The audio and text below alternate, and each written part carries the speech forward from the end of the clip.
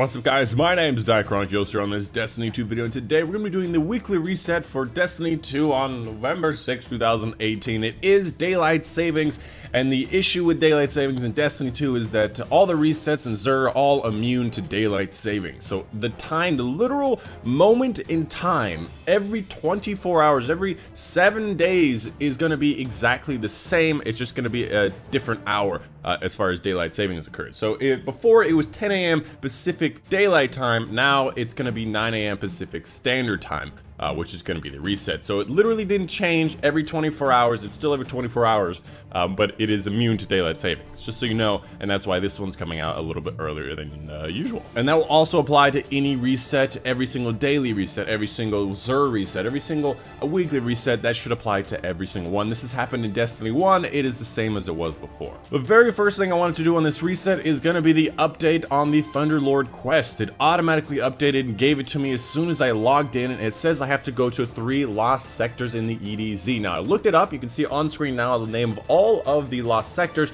You're looking for the Atrium, Terminus East, and Widow's Walk. They're pretty much all right next to Devrim. All 3 of them are going to be the ones right in the Trossland, right in the beginning. So complete all 3 of those and you should be able to move on. In this video, I'm not going to be doing that for you because that does take a little bit more time, and I wanted to get this update to you as soon as I can. But I just wanted to let you know that they are there. Hopefully that makes it simple for you guys. Let's go over and move over to the Nightfalls of this week. We have Lake of Shadows, Tree of Probabilities, and Hollowed Lair for the 4th time in a row. I get it, Bungie. Mindbender's ambition is really good, but holy hot damn, I don't care. Stop giving it to us. Anyways, let's go and talk about the uniques. Lake of Shadows is going to be the Long Goodbye Sniper Rifle. In my opinion, it's probably the least unique weapon out of all the weapons. It just doesn't seem like it sports anything that useful. Tree Probability is going to be the DFA. Used to be a great role of a weapon for a hand cannon. 140. It has Rampage and Drop Mag. It's a very powerful weapon still, and I would highly recommend you get it if you don't have anything like it. But with the new Forsaken weapons, you can very easily get something similar. And finally, Hollowed Lair has Mindbender's Ambition, which is going to be that shotgun that everybody seems to be loving, and I seem to never be getting. I still don't have one, so maybe this is Bungie telling me that I really need to get one. Highest point scoring this week is going to be Hollowed Lair. The fastest is probably going to be Tree Probabilities, but it's also going to be the most unwieldy with that Infinite Forest stuff. As for the heroic modifier this week for all of the Vanguard strikes, heroic story missions, and heroic adventures, it will be void this week. As far as today goes, we have Blackout and Heavyweight. The weekly rotating Crucible playlist is gonna be Supremacy. Very similar to Kill Confirmed. People die, they drop a crest, you gotta pick that up, and also claim your own so that the enemy team can't get yours. Not a very popular game mode, but they have updated it a few times so it doesn't last as long as it used to. As for the Flashpoint this week, it will be on the Tangled Shore, so you must have Forsaken to be able to do this one, and again, you have to complete public events, lost sectors, and heroic adventures in order to improve its activity completion, as well as the fact there is going to be your heroic adventures here on the Flashpoint. And on that same note, while you're over there, make sure you go get the powerful reward as well as enhanced core rewards for his wanted bounties. So make sure you go over there if you want to go do those. There's a friendly reminder that he does have. As for Escalation Protocol this week, last week was the shotgun, this week is the SMG, and next week will be the sniper. After that will be all three if you were looking for Escalation Protocol. As for the Prestige Raid Lairs this week, I gotta say it's pretty bad. First off, you got a Kinetic Scout Rifle and Sword, and on top of that, you've got Gladiator. So you have to go in for those melee kills like nuts. It does pair up with the Sword and the sidearm being close range, but it's really a tough combo with swords. Unless you got like that exotic sword, you can shoot stuff with it. It's going to be kind of a difficult DPS with these kind of weapons. And of course, moving on, let's talk about Dreaming City. Petra, she is in the strongest week. Make sure you go over there to do the Dreaming City stuff. She's in the strongest cursed week. You have the highest likelihood of seeing the Evil Meatball and Gambit. What they said is that the Evil Meatball is as likely to appear as any other of the bosses, so you should get them every like 4 or 5 times on average. So if you're looking for meatballs, looking for the sparrows, looking for all that stuff, I know the Infamy weekend has ended, but you are much higher chance of getting those meatballs this week and every 3 weeks on the strongest curse week. And on top of that, that also means the Shattering Shattering Throne is out now. So if you're looking for those corrupted eggs or any of those things in the Shattering Throne, it is alive right now. So make sure you go do them if you're looking for it. Moving on to Eververse, just want to mention right when I got here, it was the funniest thing. We had like 30 people all right there, and everybody, as soon as they spawned in, started running over to Eververse to see what she had.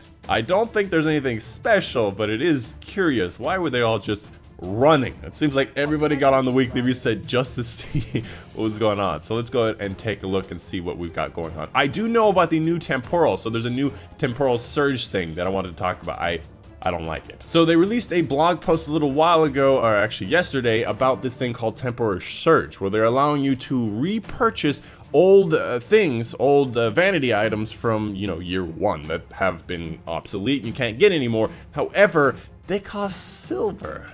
The exotics cost 1,000, the legendaries 500, and the blues 200. This is not okay. I get that it's supposed to be unique, and the only way you could really offer it is if, you know, you still had a semblance of uniqueness, but silver? Come on, Bungie, you've made this mistake before. Just make them really expensive with silver dust so that it's not worth it, but it's still gonna be powerful that you have it already. And they did say the first one will be on emotes if you're still looking to get these, and the next ones hopefully will be the sparrows and the ghosts and all the whatnot. But silver? Bungie, come on. Again? Moving on, let's go ahead and talk about her regular stock and whatnot. A couple interesting things here. We have the red card, which is going to be really nice. In exotic emo, you show off like a red card from a soccer game, or I guess say football. Got a couple of interesting looking sparrows, some ships and whatnot, ghosts if you're looking to buy them. You got the arms if you're looking for them. A decent roll actually. A sniper rifle scavenger is really nice for sniping in Crucible, as well as the Whispers of the Worm, getting lots of ammo for that, and the Darcy and stuff. And these two starting are not bad either. So I would say this is not a bad roll for it if you're looking for some good ones. I've been all about armor rolls these days. I've got a whole thing written down in my book about what can and can't drop from these things. I might do a video on it actually, talking about what are the best rolls in armor. Let me know if you want to see that, because I have like done a lot of research on it. As far as the ornaments go, we have the Prospector and the Mida, if you're looking for those. And then, of course, the different shaders. You got Golden Trace and Metropolitan Acoustics. Golden Trace used to look good on a lot of the Hunter armors and all that. And, of course, while you're over here, make sure you go over to the right tab, which is going to be just right on the D-pad. Make sure you get your level 4 bounty, which is going to be doing a challenge in the solar system to be able to get the whatever it is, the prismatic facet. It's really early. The Whisper bundles, again, they're never going away. Moving on to the Prismatic Matrix, something I just wanted to mention last week, all items acquired is what it said last week, and I wasn't sure if that actually meant it, because last time this happened to me, I was still able to access it until I literally got every item. But what this is telling me is that I have literally every item in Eververse, and it's a decent way off until December. So I have nothing to look forward to for a long while. But as far as the ones there are there, if you're still missing some, you got the Sad Trombone, you've got the Trinity Ghoul, which I still don't have that exotic. I have all of the ornaments for the weapons I don't have. You've got the chest item for all 3 of the classes. You've got some ghosts if you're looking for them. The partial Stardust thing and all the whatnot. It's pretty obvious what it is from its image. And then finally, I didn't mention much about the bundle, but you also got the Master Archer and the Road to Redemption bundle, pretty much the same as we had before. Nothing really has changed from these. Ooh, what I got here? You got something to say to me, Rahul?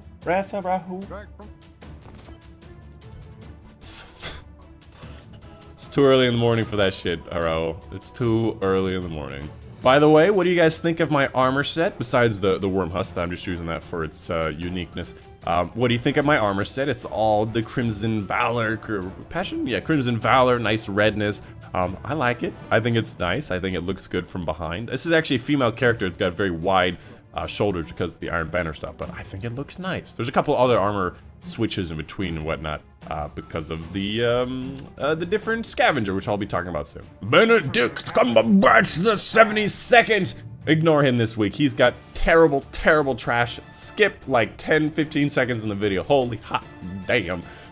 Anyways, headpiece of regular Leviathan, Eater of Worlds for chest and class item, and then Spires of Stars for the arm and legs, and finally the sword, the most useless weapon in the game, because swords suck. I gotta be honest, swords really do suck in PvP and PvE. The exotic sword, not that bad actually, because of the fact you can shoot it, but oof. Anyways, moving on. Moving on to Hawthorne to see if she's got new weekly raid challenges as well to show off her dailies and whatnot. You can see she has a couple of different cool dailies. She has got 4 dailies instead of the original 3 dailies. She's also got some weeklies in case you want to do some things with your clanmates. And then finally, she's got a raid challenge, which is going to be called Keep Out. This is a new challenge. I can only assume this is going to be the Vault challenge because of the fact that it is the next one in line. However, this also could be the Riven challenge. So I'm definitely getting this and completing it this week. We still have 2 more challenges to complete. After this, it'll only be 1 more challenge to complete before every single challenge has arrived. Just something I wanted to mention about these particular things here, these bounties. Technically, you can complete them in 1 week and then save them to the next week, which is something I've been doing on another character of mine. As soon as I spawn in, I'll be able to get my entire engram that I need. Which is really nice, because, you know, some of these are really easy, and then some of them, the dailies, are just really hard.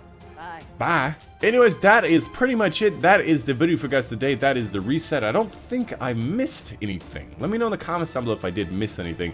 It is a bit early for me because I did have to wake up in a weird ass time, and it's flustering me because of the daylight savings, and I just ran over to the computer to do it. But that's it. That's the video for you guys today. Hope you guys did enjoy. If you have any questions, make sure you leave them down in the comments down below. If you have any praise for my epic looking armor sets, let me know in the comments down below. And of course, I hope you guys are having a wonderful and fantastic day. My name has been Dychronic, and I'll see you guys on the next one.